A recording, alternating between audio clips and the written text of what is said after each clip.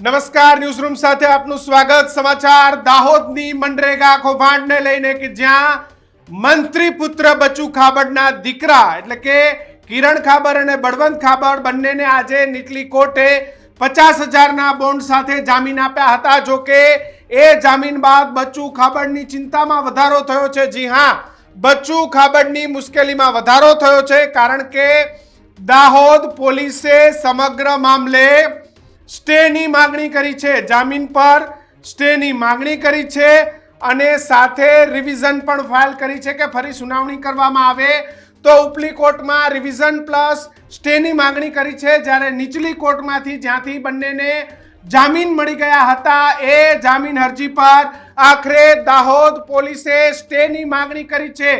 ખૂબ મોટા સમાચાર કે જ્યાં બચુ ખાબડ માટે માઠા સમાચાર આવ્યા છે। મંત્રી બચુ ખાબડ માટે માઠા સમાચાર।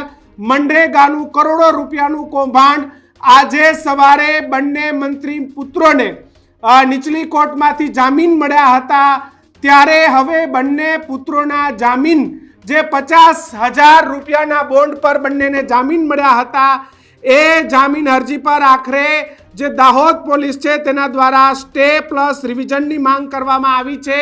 ગુજરાતના રાજકારણના સૌથી મોટા સમાચાર, બચુ ખાબડ જેની મુશ્કેલીની અંદર વધારો થયો છે।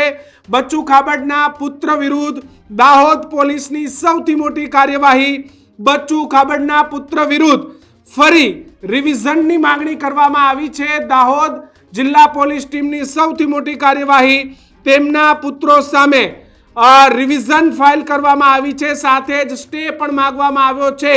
ખાબડના કૌભાંડી પુત્રોના જામીન એ રદ કરવા માટેની અરજી એ દાહોદ પોલીસ દ્વારા કરવામાં આવી છે। દાહોદ પોલીસે ઉપલી કોર્ટની અંદર જામીન રદ કરવાની અરજી કરી છે, સાથે જ નીચલી કોર્ટનો જે સ્ટે ઓર્ડર છે એ નીચલી કોર્ટે જે જામીન આપ્યા છે તેની સામે સ્ટેની પણ માંગણી કરી છે, સાથે જ નીચલી કોર્ટ પાસે પણ તાત્કાલિક ધોરણે સ્ટેની માંગણી કરી છે। જામીન પર તાત્કાલિક સ્ટે આપવાની માંગ એ દાહોદ જિલ્લા પોલીસે કરી છે। તાત્કાલિક જે સ્ટે છે સ્ટે આપવામાં આવે અને ઉપલી કોર્ટમાં જામીન રિવાઇઝ કરવાની સાથે પણ સ્ટેની માંગણી કરવામાં આવી છે કે મંત્રી પુત્રોને જે જામીન આપવામાં આવ્યા છે તેની સામે સ્ટે આપવામાં આવે અને સાથે જ રિવાઇઝ કરવામાં આવે, ફરી એક વખત પોલીસને સાંભળવામાં આવે તેવી પોલીસે કોર્ટ સમક્ષ ફરી અરજી એ દાખલ કરી છે।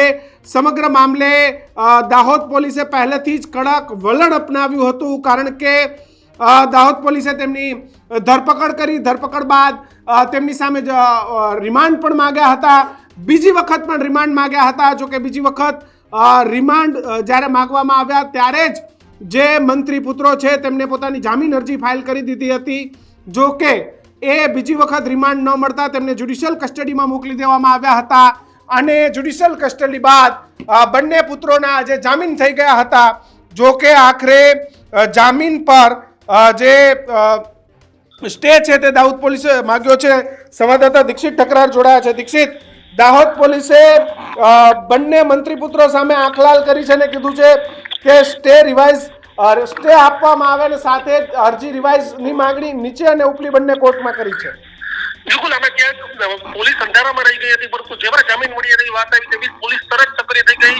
જે રીતે દિલ્હી દરબારમાં વાત થવાની હતી, ગાંધીનગરથી તપાસના આદેશ આપ્યા હતા, ભૂપેન્દ્ર પટેલની સરકાર ઝીરો ટોલરન્સની નીતિ અપનાવી રહી છે। આ તમામની વચ્ચે આ કૌભાંડની તપાસ પણ થવી જોઈએ।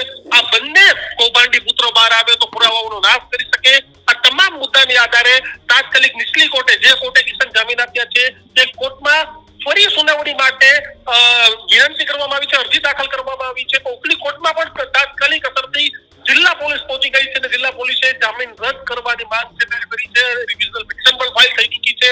ટેકનિકલી ઘણા બધા મુદ્દાઓ છે કિશન, પણ આ તમામ મુદ્દાઓનો એક અર્થ કાઢીએ તો એ અર્થ એ છે કે રાજ્ય સરકાર એટલે કે રાજ્ય સરકારની પરમિશન વગર, હર્ષ સંઘવીની પરમિશન વગર દાહોદ પોલીસ ક્યારેય પણ આ પ્રકારની કાર્યવાહી ન કરે। એટલે કે ગાંધીનગરથી જ કોઈ પણ આ મામલે કોઈ પણને છોડવામાં ના આવે તેવી પૂરી સૂચનાઓ છે તે આપવામાં આવી છે અને સૂચનાઓના આધારે તાત્કાલિક અસરથી આ જામીન કઈ રીતે રદ થાય, આ બંને પુત્રો જેલમાંથી બહાર જ ના આવે એવી દલીલો છે તે અત્યારે પોલીસ એટલે કે પોલીસ વતી સરકારી વકીલ છે તે અત્યારે કરી રહ્યા રહ્યા છે હાઈ વોલ્ટેજ ડ્રામા બનેલા કેસ કૌભાંડી બચુ ખાબડના પુત્રો અને બચુ ખાબડ છેલ્લા 2 અઠવાડિયાથી સચિવાલયમાં પણ નથી દેખાતા, સ્વર્ણિમ સંકલ્પમાં પણ આટા ફેરા નથી, પીએમના કાર્યક્રમમાં પણ હતા. હવે જે રીતે રાજ્ય સરકારે જે રીતે કિશન સ્ટેપ લીધો છે, રાજ્ય સરકારે હવે સરકાર એટલે કે સરકારના મંત્રીના પુત્રોની સામે તેને જામીન મળ્યા હતા, તેની સામે ખુદ સરકાર કિશન પોલીસ ગઈ હતી, એ પણ સરકારે છે સરકારની સૂચના વગર ન થઈ શકે એટલે સરકારની સૂચના મળ્યા બાદ જ તાત્કાલિક રિવિઝન પિટિશન ફાઇલ કરી છે. એટલે કે હવે આ પુત્રોની તપાસમાં કિશન વધારો થવાનો છે, કેટલા રૂપિયાનું કૌભાંડ ક્યાંથી આવતું હતું તેની સમગ્ર તપાસ, કારણ કે એવા પણ સમાચાર છે કે જે તપાસમાં સહયોગ આપવો જોઈએ તે સહયોગ આ કૌભાંડી મંત્રીના પુત્રોએ નથી આપ્યો અને તેના જ કારણે હવે પોલીસ આ મામલે કોઈ પણને છોડવા નથી માંગતી. દૂધનું દૂધ અને પાણીનું પાણી, કારણ કે કોંગ્રેસનો પણ એક હિરલો, કોણ હિરલો છે તેની તપાસ છે તે કરવી પડે. શક્તિસિંહ ગોહિલ પણ કરે કે કોંગ્રેસમાં રહેલો કયો હિરલો આ કૌભાંડમાં સામેલ હતો તો તે પણ છે કે નહીં, તો તેની પણ તપાસ થવી જોઈએ. અને આ જ મામલે અત્યારે સમગ્ર મુદ્દાને લઈને પોલીસ ચક્રો પણ પોલીસે પહેલેથી જ કડક વલણ અપનાવ્યું હતું કે એમને બંનેની ધરપકડ પણ કરી, ફરિયાદ પણ નોંધી, પહેલી વખત પણ રિમાન્ડની પોલીસે માંગણી કરી, બીજી વખત જ્યારે પોલીસે રિમાન્ડ મૂક્યા ત્યારે આ લોકોએ જામીન અરજી ફાઇલ કરી દીધી અને રિમાન્ડ ન મળ્યા અને બંનેને જ્યુડિશિયલ કસ્ટડીમાં મોકલી દીધા.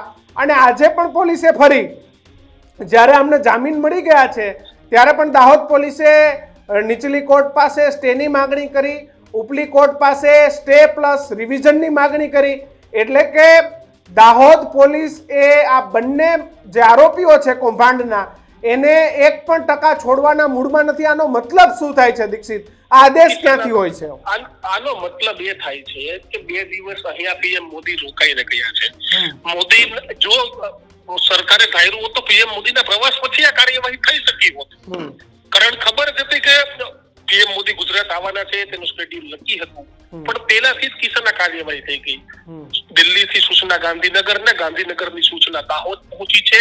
ઝીરો ટોલરન્સની નીતિ અને ભાજપ એક દાખલો બેસાડવા માંગે છે કે અમારા મંત્રીના પુત્રો તો શું મંત્રી હશે તો પણ અમે નહીં છોડીએ.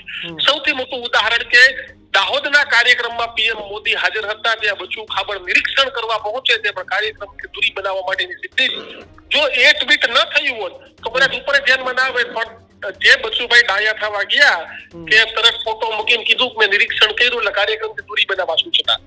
આજે ક્યાંક બચુભાઈ પણ ભારતીય જનતા પાર્ટીના સંકલનમાં નથી.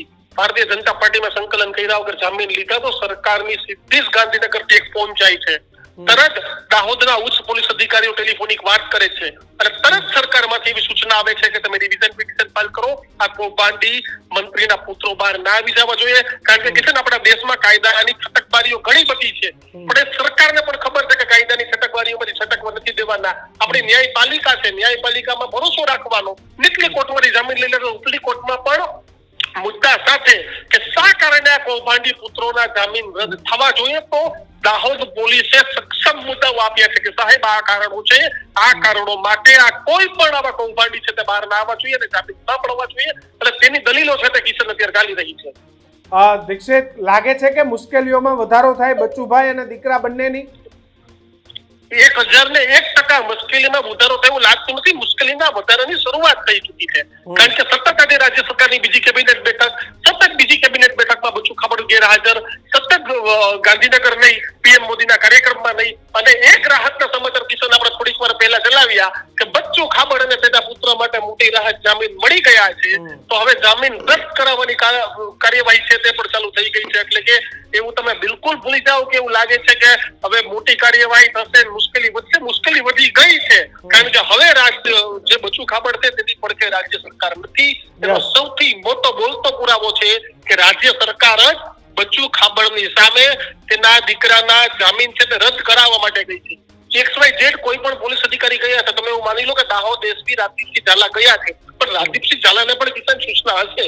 રાજદીપસિંહ ઝાલાએ પણ ગૃહ વિભાગ સાથે વાત કરી કારણ કે સંવેદનશીલ મુદ્દો છે એટલે કોઈ પણ પોલીસ અધિકારી હોય એ ઉપર અધિકારી અને સરકારના લાયસન્સથી જ કામ કરતા હોય છે. લાયસન્સથી જ કામ કરે ને મંત્રી સાથે વાત કરેલી હોય કે સાહેબ આ મામલે મારે શું કરવાનું છે ને ઉપરથી સૂચના આવે એ પછી તાત્કાલિક અસરથી કાર્યવાહી છે. કારણ કે બાકી આવા ઘણા બધા કેસ જોયા હોય છે કે પોલીસ. અને દીક્ષિત, જ્યારે રાજદીપસિંહ ઝાલા જેવા કે જે ઇન્વેસ્ટિગેશનના હોશિયાર અધિકારીઓ હોય ત્યારે આ પ્રકારે કોઈ જામીન લઈ જાય એ પણ એક બહુ અઘરો મુદ્દો હોય છે, કારણ કે એમની તપાસ બહુ સચોટ હોય છે કોઈ પણ બાબતોમાં. જો કિશન, એનું કારણ એક છે, પોલીસ એટલી સ્પીડમાં ગઈ એનું કારણ એ છે કે બાકી પોલીસની એફઆઈઆર ઉપર સવાલ થાય કે એની તો કેવા પ્રકારની કાર્યવાહી કરી હશે, એવી તો કેવી પ્રકારની એફઆઈઆર કરી હશે કે તાત્કાલિક કોર્ટે જામીન આપી દીધા, અને એફઆઈઆર ઉપર સવાલ ન થાય, સરકારમાં કે જવાબ ના આપવો પડે, અને એના માટે જ તાત્કાલિક અસરથી ગાંધીનગરથી આદેશ છૂટ્યા બાદ મને સમાચાર જે રીતે મળ્યા છે તે રીતે એસપી પોતે હવે એક્શનમાં આવી ગયા છે અને આ કૌભાંડી પુત્રોની જામીન ન મળે તેના માટેની તમામ તૈયારીઓ છે તે થઈ ગઈ છે.